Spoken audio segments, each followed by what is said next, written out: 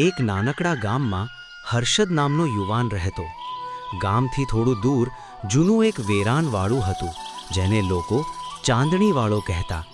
કહેવાતું કે ત્યાં પૂનમની રાતે એક સફેદ સાડીમાં સ્ત્રી દેખાય અને કોઈને એની પાસે જવા ન જોઈએ.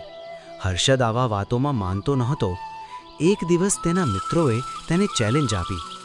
આજ પૂનમ છે, હિંમત હોય તો ચાંદણીવાળામાં અડધો કલાક એકલો બેસીને બતાવ. હર્ષદ હસ્યો. ભૂત પ્રેત કંઈ નથી હોતું, લઈ જઈશું ત્યાં. રાત્રે 12 વાગ્યે તે ટોર્ચ લઈને વાડાની તરફ નીકળ્યો. હવા અસમાની હતી. ઝાડોના પાંદડા અજીબ રીતે ખખડતા. વાડાની જૂની લોખંડની બારણિયા પોતે જ ધીમે ધીમે હલતી હતી.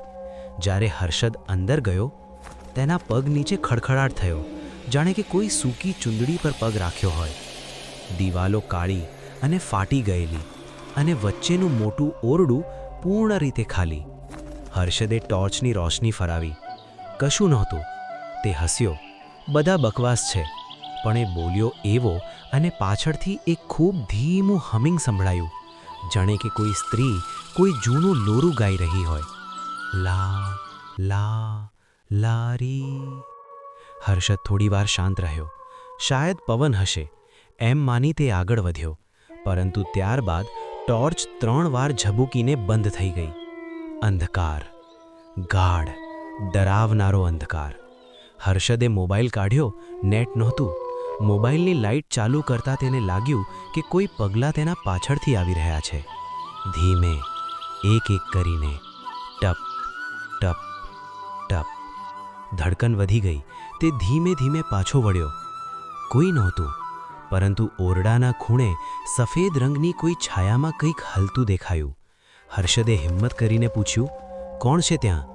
જવાબ ના આવ્યો, પણ ધીમે ધીમે એ છાયા હર્ષદ તરફ ચાલવા લાગી. હર્ષદના શરીરમાં થીજી ગયો. છાયા વિચાર કરતાં વધારે નજીક આવી ગઈ, અને પ્રકાશમાં દેખાયું કે તે એક મહિલા હતી.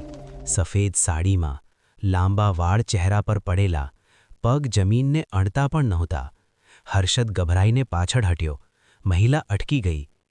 ધીમા અવાજમાં તેણે કહ્યું, તું કેમ આવ્યો છે અહીં? હર્ષદ બોલી પણ ન શક્યો. મહિલાએ ફરી કહ્યું, આ વાડો મારી રાહ જુએ છે, વર્ષોથી. તેનું માથું ધીમે ઊંચું થયું.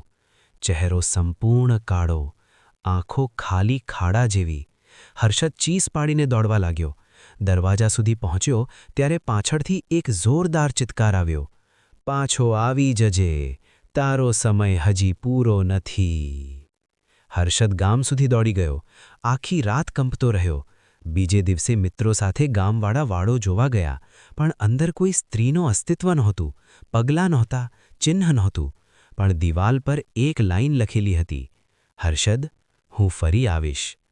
કોઈને ખબર નથી કે કોણે લખ્યું, પરંતુ તે દિવસથી હર્ષદ પૂનમની રાતે ક્યારેય ઘરની બહાર નથી નીકળતો.